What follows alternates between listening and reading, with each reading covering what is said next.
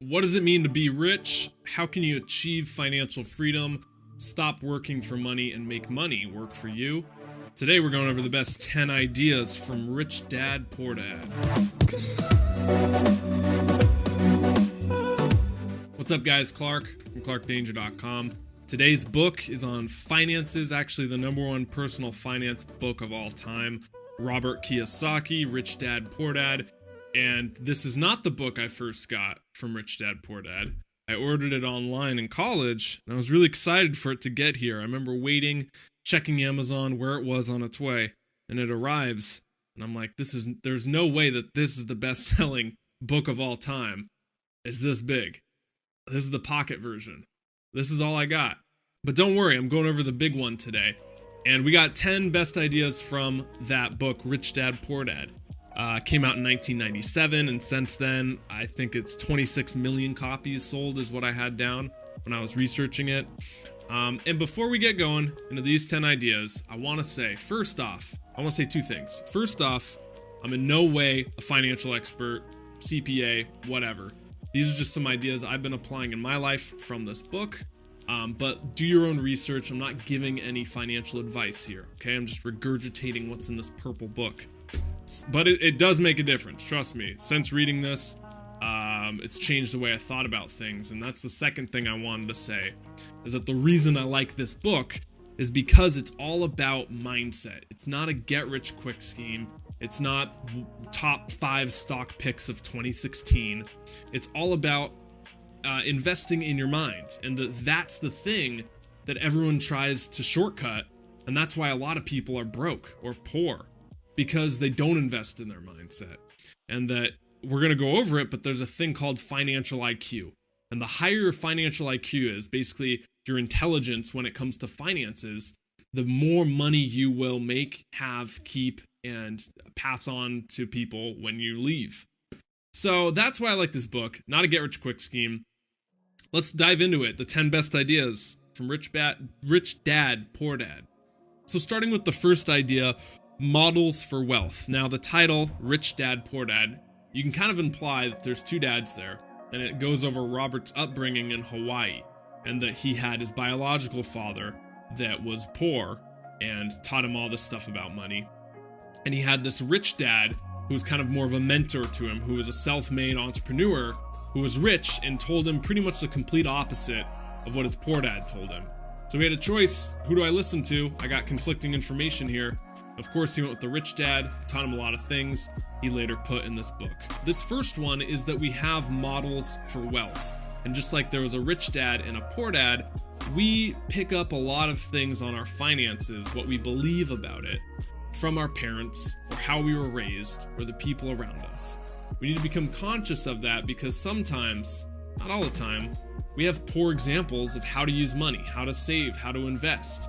Or we don't have any models at all. The biggest point there is that money and finances are learned. Financial IQ is learned. It's acquired, just like anything else. It's just like health and wellness. You know, you don't grow up intuitively knowing what to eat. You kind of have to learn it. You have to navigate it in this modern world. Things are different. We got ingredients that weren't used 10,000 years ago. Our whole food supply is pretty much different than it was. So you have to learn to navigate that, and okay, now you're healthy. Well, if you never learn that, and rely on other people, what happens if they're gone? Like if your mom gave you healthy food growing up and then you're on your own in college, they call that the freshman 15 for the reason, right? Now you have to learn it on your own. But you figure it out or maybe you don't, and you end up with a lot of health problems, obese. So that's an extreme version, of course, but the same thing kind of applies with finances, that we need to learn from models. We need to educate ourselves. The next big point is a quote. It is saying that you're broke, not poor. And there's a difference, that being broke is temporary, being poor is eternal. I love that because, again, going back to mindset, before we start getting into the nitty-gritties and tactical information you can apply of this book, to set it up in the broad picture, that you might not have a lot of money right now. That's fine. I mean, you know, I'm in no way rich. I'm in no way wealthy. But the one thing I did do is take that piece of advice when I read it in college and immediately switched my mindset from, I'm not poor, I'm broke. And that poor is a state of being.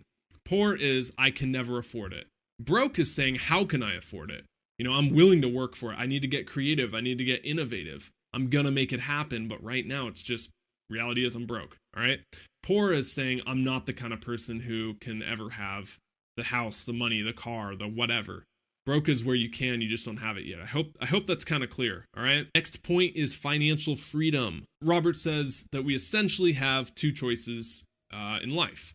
The first one is work really hard, save part of our paycheck, pay taxes, and then get taxed even more on what we save and withdraw from that. All right. And that the second option is that we can invest in our financial IQ, learn how to invest, learn how to use money, learn how to become wealthy, and do it that way. So the kind of flipped phrase here is that the poor and the middle class work for money, the rich have money work for them.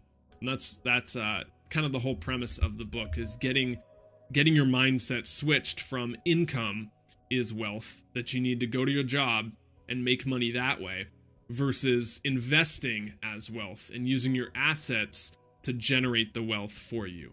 Now, of course, how do you get the assets? We'll dive into that in a little bit.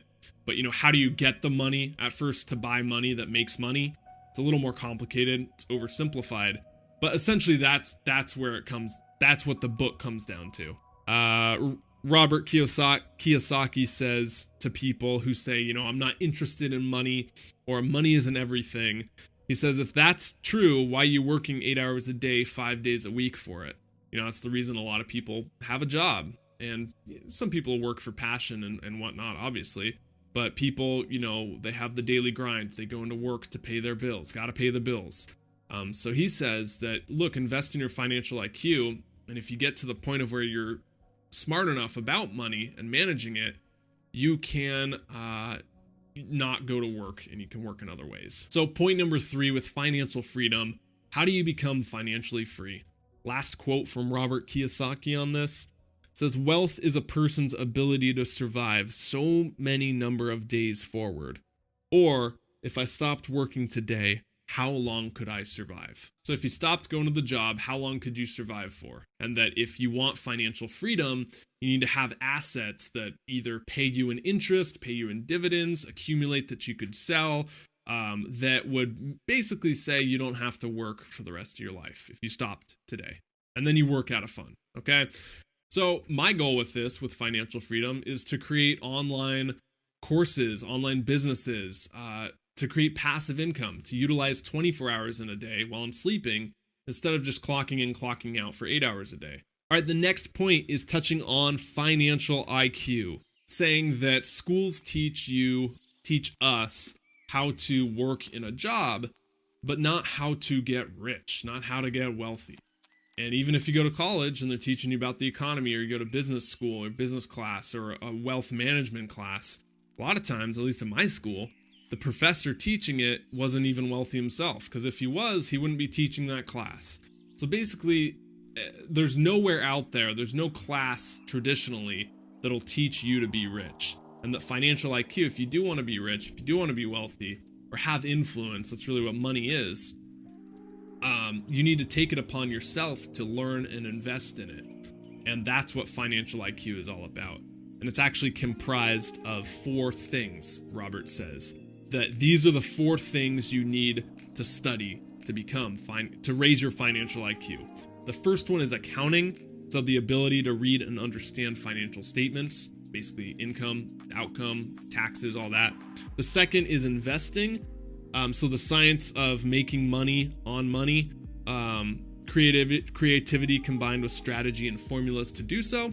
The third, understanding markets, the science of supply and demand, so science of supply and demand, investing there. And the fourth one is law, understanding taxes and avoiding lawsuits, because those are both ways you can lose money, takes from your nest egg. So understanding a little bit in all of those will help you avoid things that take your money away.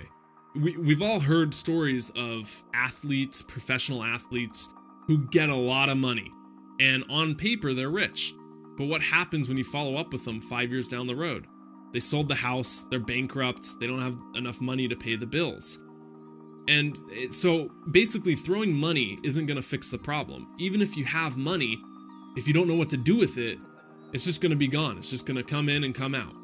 So if you have the financial IQ to where you know what to do with that money, now you can hang on to it and keep it and stay wealthy for longer. It's kind of like the analogy I use with money is like, the lap band surgery some people get to lose weight. Well, it's where they put a band around the stomach, and so I think how it goes is that you think you're full sooner, and then you eat less and you lose weight. And they eventually take that band off, and a lot of people gain the weight right back. And you see them a year later in like the tabloids or something, and they're just as big, if not bigger.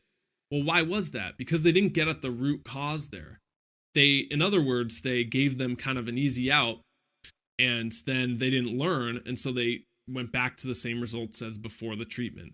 So it's the same thing with money. If we won the lottery tomorrow and we didn't have the financial IQ to manage $2, $3, $5 million, well, who knows, really? This is speculation. But in 10 years' time, we might not have that $5 to $3 million, whatever the lottery is, because we don't have the financial IQ to even know what to do with it. So it slips through our fingers. We gain the weight all back, so to speak. Anyway, moving on. The next point is EBSI. These are the 4 things that we can be in life. And I'll throw up a chart right here on EBSI. This stands for employee, business owner, self-employed, or investor. And these are the 4 possible paths for us. We can be a mix of all 4. So starting with employee, basically you have a job and you use your time to generate money. Business owner, you got some leverage there. You get people to work for you and they generate your cash. Self-employed, again, it's a job. You own a job. So you're still trading your time for money. And then investor, you own investments. Your money works for you. So Robert says that we should be in the B or the I class if we want to become wealthy. You don't have to be the next Bill Gates. You can invest in Bill Gates, all right? So finding ways to invest in like the stock market or index funds. Finding ways, if you want to be a business owner, maybe buy an existing business. How do you do that? Maybe saving up enough money to get a down payment on that. So I'm not going to go over those strategies in there, but those are the 4 possible things that we can be. And he basically says, look, if you want to become wealthy, you can't be an employee. And self-employed, you still have to trade your time for it, for the most part. So focus on being a business owner or an investor, and that's going to get you on the path to becoming wealthy. The next point is a difference between assets and liabilities. I'm going to show you a chart at the end of these 2 that'll put all this in perspective. An asset is what Robert says, know what an asset is, acquire them to become rich. So for most people, their profession is their income. Assets are things that are going to make us money. Make us money when we sleep, make us money over the long term, like stocks, bonds, mutual funds, income generating real estate, royalties, basically anything that's going to appreciate, go up over time. That's an asset. Robert says the key to becoming wealthy, again, is to accumulate these assets and have them appreciate over time to the point of where you can use those assets to buy other assets and buy other assets. And that's kind of the theory behind the 1%, right? You've heard of the 1%. Maybe you're in the 1%. And actually globally, the 1%, I think if you earn over $34,000 a year, you're in the 1% globally, which is kind of cool. Of course, it's all relative, but the reason that 1%, 99% of the population controls the wealth or whatever it goes, is because their assets are so big, so massive, that they make money on money. And they have the financial IQ to do so, so good for them, right? I read somewhere that Harvard, talking about assets, Harvard has enough money in their endowment funds to give a full ride scholarship to every single student for the rest of their university life. So basically forever at full capacity and not lose a single dime. They would still be making money. So that's how much they have in assets, that it keeps making money, on the interest. And that's how the whole snowball keeps going, to use that analogy. You start small and then it gets bigger and bigger and compounds itself. And that's what Einstein said was the 8th wonder of the world, is the power of compounding. So to wrap that up, assets, huge, big idea of this book. frame your mind into how do I accumulate assets. Robert also says the next point is liabilities. Know what a liability is. A liability is something which takes money out of your pocket. So he says reducing liabilities and keeping your expenses low are the two best ways to become wealthy as well. So accumulate assets, keep expenses low, and minimize liabilities. One of the best pieces of advice I heard in college was it said grow your grow your income, not your lifestyle.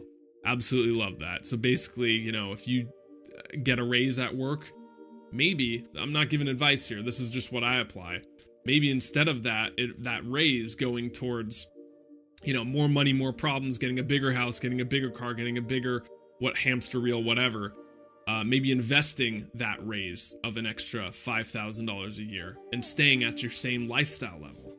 I also got the advice that I've been applying. Clark, learn to live on 75% of whatever you make, and that other 25% is going to go towards investing. And that's been a huge difference that's moved the needle for me in terms of my financial independence. Moving on, the power of compounding. Why the 1% get richer, compounding. We touched on that when we were talking about assets. Suppose two investors have portfolios worth $100,000 each. Both use compounding to grow their portfolios 6% per year. Let's see what a difference 20 years can make. At the end of 20 years, the $100,000 principal would have grown to $320,713. Now let's see how much the other investor would have earned. As you can see, the additional 20 years of compounding resulted in the principal growing to $1,028,571. That's more than 3 times the return of the other investor. The next big point in this book of Rich Dad Poor Dad is to pay yourself first. So it says each month when you get your paycheck, before you do anything, before you even pay bills, before you buy groceries, before you pay taxes, pay yourself first. Let's say you get a check for $500. Boom, set aside a certain amount of that that's going to go towards your financial independence asset fund. So, let's do $1,000, nice even round number. If we were living on 75% of our paycheck, so $750 goes to everything else, $250 goes to assets, and keep doing that over the long term. Because, really, if we think about it, it's not about the money we make, it's about the money we keep. So if we're making $100,000, but spending all $100,000 of it, how much money do we make at the end of the year? Not that much. But if we're making even $10,000 and we save 10% of it, at the end of the year, we're making more than the guy who made $100,000 because we saved $1,000. So I know that's an oversimplification, obviously, but again, it's not about the money we make, it's about the money we keep. And that, cost of living's going up. Retirement, if you do want to retire one day, 20, 30, 40 years, whatever, that's going to have inflation with it too. So we really do got to start saving earlier. And the earlier we do it, the better off we will be. Robert takes it to the extreme and says, pay yourself first. And that people say, Robert, what do I do if I come up short? I can't pay my bills. And he says, that's good because now you have a challenge to come up with creative ways to make money. And I think he was talking about in the book of how someone had that in a seminar. I came up short, I paid myself first, now what do I do? And he said, okay, well, you have money if you need to pay your bills, but try and do that as a very last resort. The guy scraped together enough friends, enough money to do a car wash, and they made like an extra $1,000 or something. And that was how they paid for it. So coming up with creative ways, if we're broke, not poor, is a good way to pay ourselves first as well. All right, the next step, number 10, big idea, is getting started. These are the action steps kind of from the book, stuff I've been doing in my own life to grow my financial freedom. Again, not financial advice, guys. I came up with 10 right here, and we'll go through them. So the first one is do not buy investments before you invest about learning about investing.